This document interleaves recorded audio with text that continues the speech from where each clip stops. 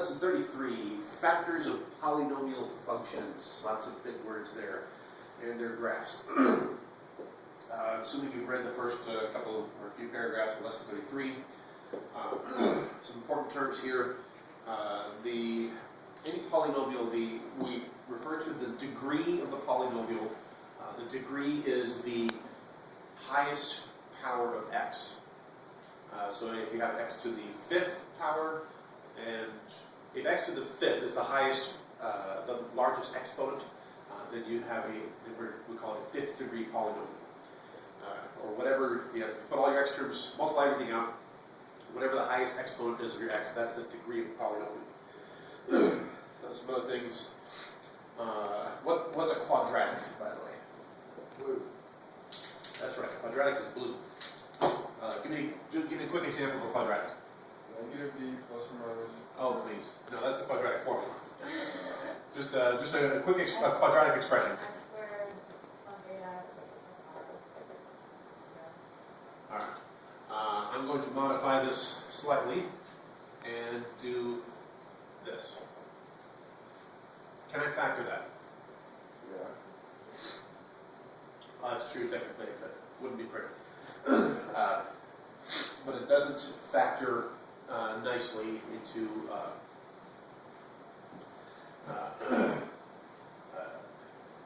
yeah, it doesn't factor nicely. The other thing is, what value of x would make this equal to 0? Radical. Yeah. Well, Negative radical 5? no, because that would make it still 10. Yep.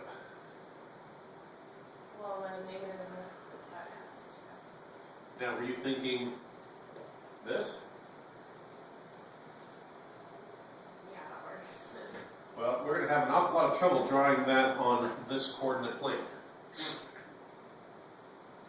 Because these are real x numbers and these are real y numbers. If we have to take into account imaginary numbers on the x, what about the y-axis? That might also have imaginary numbers. Then we're talking about a four-dimensional graph. And I don't have that kind of time this morning. And I don't think you want to go there at this point either. Maybe in a couple of years after you've learned way more math than me. That is something that's called an irreducible quadratic. If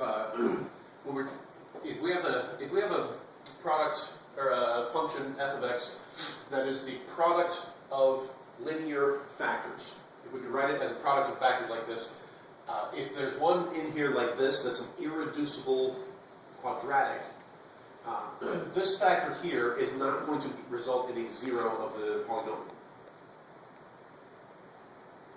Right? For this function here, this part right here, there is no value of x that will cause y to be 0.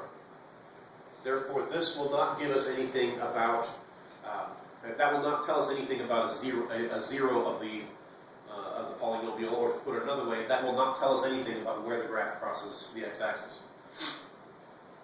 Now, some things about graphic polynomials. When you take a look at the highest powered term, that tells you the degree of the polynomial. We also refer to whatever term has the highest power, we refer to that as the dominant term. And that tells you what the graph is going to look like at the extremes.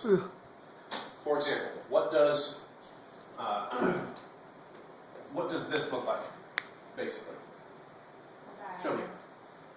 Like this, right? Now what if that's x to the 1. What if I go to x squared? What does it look like? Like that. What about this?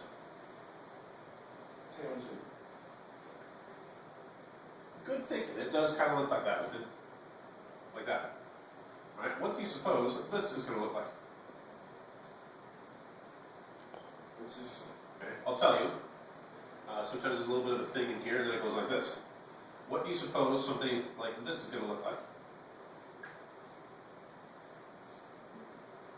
just another curve. That's right, another curve. We could be more specific. Consider this for a moment. Something else. No. Green. Green. Let's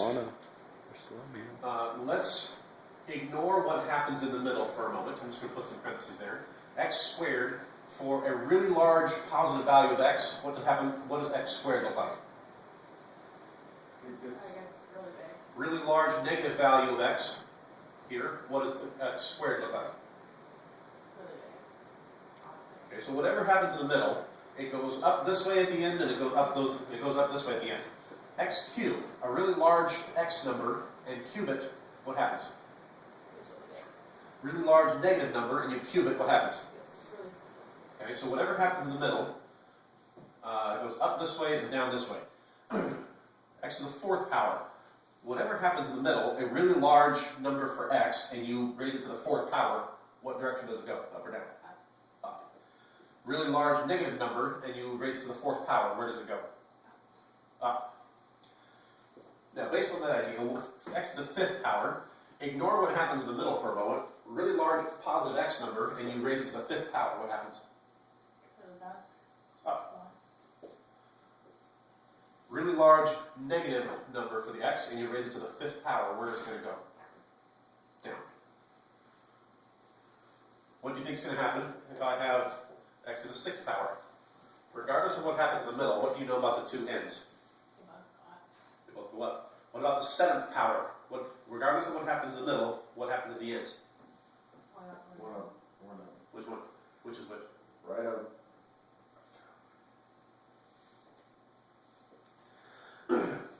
So what's the pattern here? Both up, one up, one down.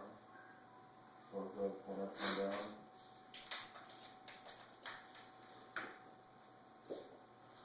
What do all these have in common? Even. Even. If you got evens, then regardless of the power, any positive number raised to any power is going to go up.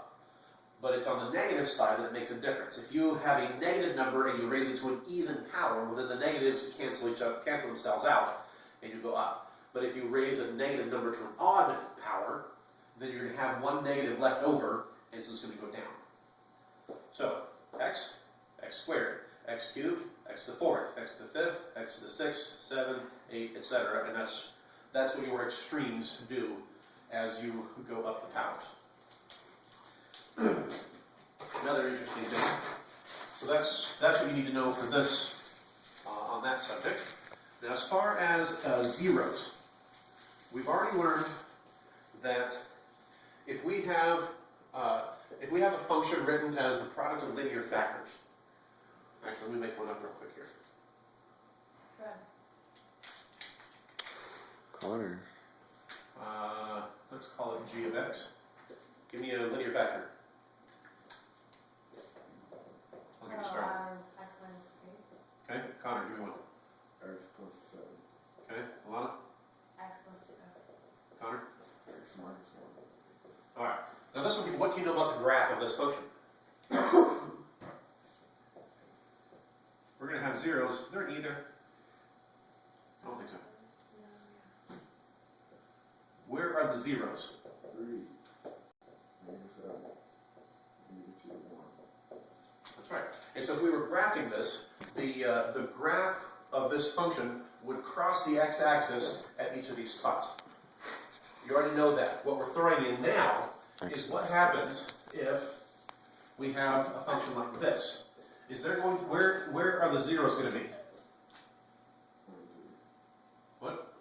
And Well, negative 3. 3, right? No, not negative 3. Dang it. If I plug in a negative 3, I'm going to have negative 3 minus 1, that's not 0. Negative 3 minus 3 is negative 6 I think squared. it's and there we go. squared. Yeah. So it's only whatever's going to make each factor equal to 0. Now note, what's the highest, what degree is this polynomial? Second degree. Third, because it's 2 x's. Exactly. X If squared. we multiply this all out, we've got an x minus 3 squared, which will give us an x squared, plus another term with an x. We're going to end up with an x cubed. So this would be a third degree polynomial. So, regardless of what happens in the middle, what happens at the ends? One goes up, one goes. Look at this. By the way, just to point out, this is what I was just recapping for you here. The highest power term, if the power is odd, then it looks like this. If the power is even, it does like this. Unless you make the coefficient of that term negative, in which case you just flip the graph. You flip it this way. So what used to be positive, so say an x cubed function that looks like this, what used to be positive is now negative, and what was negative is now positive. And you do the robot dance. Except I'm white and can't dance. So if you make the coefficient of the dominant term negative, then you flip it, and you end up with these things. You could do it on the calculator. Look on page 177 for the graph of this function. Does it have one hump to it? Have what? Does it have one hump to it? Two. But may as well. Oh, because it goes through 1 and 3. So a hump, one way to say it, would be a turning point. When we have a graph of a polynomial function like this, each graph has at most, the number of turning points is at most one less than the power of the power of the dominant term. So in this case here, this would be a third degree polynomial, because there's going to be an x cubed term. And so at most, there are 2 turning points. Might be fewer. Remember what this one looks like? If we just have x cubed, what does that look like? There's just one turning point. Yeah, it comes here and it turns like this. There's really only one turning point. There's a couple of inflections, but there's one turning point. It's when you add other terms. If we had, plus 2x squared minus 5x, etc. When you start doing other terms, what that does is that stretches or does things to the middle of the graph. At the moment, we're considering zeros. So we know that this is basically going to look like this. Where are the, how many zeros does it have?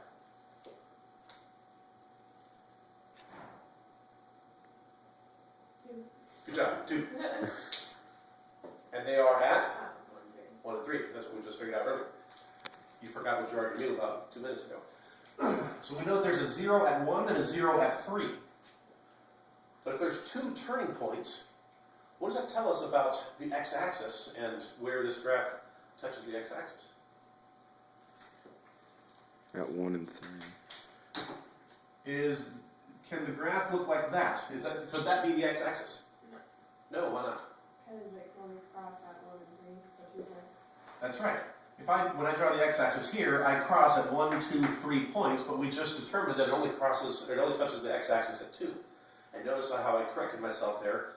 I started to say crosses at 2 places, and then I changed it to touches. Because what happens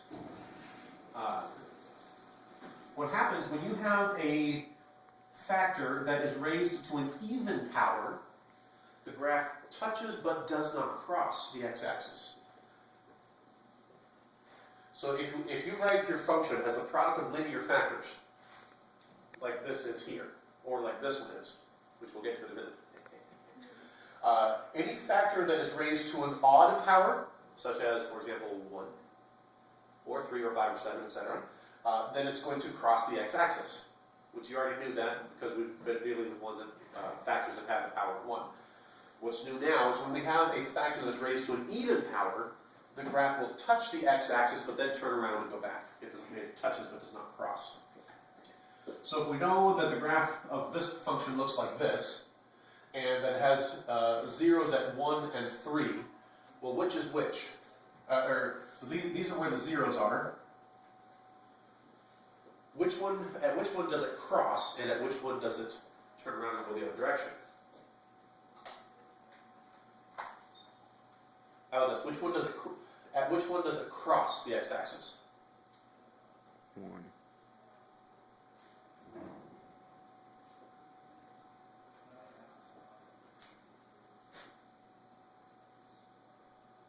Oh, so, so 1, then it crosses. Alright, so at x equals 1 is where it crosses the x-axis, and at x equals 3 we get this 0 from the factor that has an even power, and therefore it only touches the x-axis at 3. So that means that the x-axis is going to do something like this, where this is 1 and this is 3. And then, of course, the y-axis is going to be over here somewhere. Pretty exciting stuff. And you can look at the graph on page 177, and you can determine that. So let's answer a couple questions related to this one. This nastiness right here. Where is this graph, or what are the zeros of this graph, regardless of whether they touch or cross? What are the zeros of that graph? Alright, where are the zeros going to be? -4, -2. -4, -2. 5, 7. -3. No. Good guess, but no. Oh, And because this it's is squared. Because of that curveball of the irreducible quadratic. I was hoping someone would do that. It actually helps learning it. Alright, so here's where the zeros are -4 because of this term, -2 because of this term, 5 because of that one, and 7 because of that one. Now, which ones of those result in crossing the x-axis? Don't know. -4. Don't know when they gone, now it's on video. Thank you so much for... Alright, what did you start to say? I'll just add don't care. Crosses. Okay, so it crosses at -4, 5 it crosses. and 5, That's it. and that's it. Why? Because they're both raised to odd powers. Because the 0 that we get from here, that's an odd power. Odd power, therefore it crosses the x-axis, and so on these two, it touches the x-axis, but does not cross it. It doesn't ask for this, but if we did a... No, let's not do that, because we haven't graphed ones with the irreducible quadratic.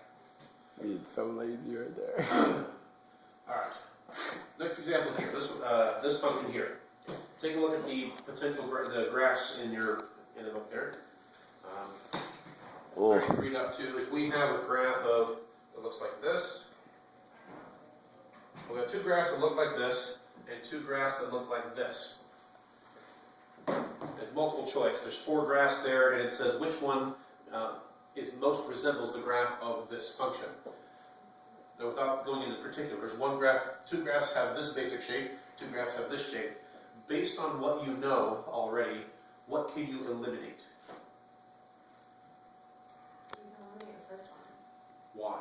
because it crosses the x-axis. Because it's even. 4th degree. Yes, since it's because this is going to be a 4th degree polynomial. We've got an x term squared, that's going to give us an x squared, and so will this. So x squared times x squared, x to the 4th. So so the dominant term is x to the 4th. And then 4, if you don't remember, is even. And that means that our graph at the extremes is going to do this, which means there's no way it can be this way.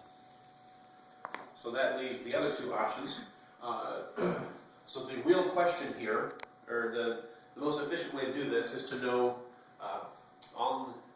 put both of these on the x-axis. Pretend that touches. And the question is, where does this graph touch the x-axis?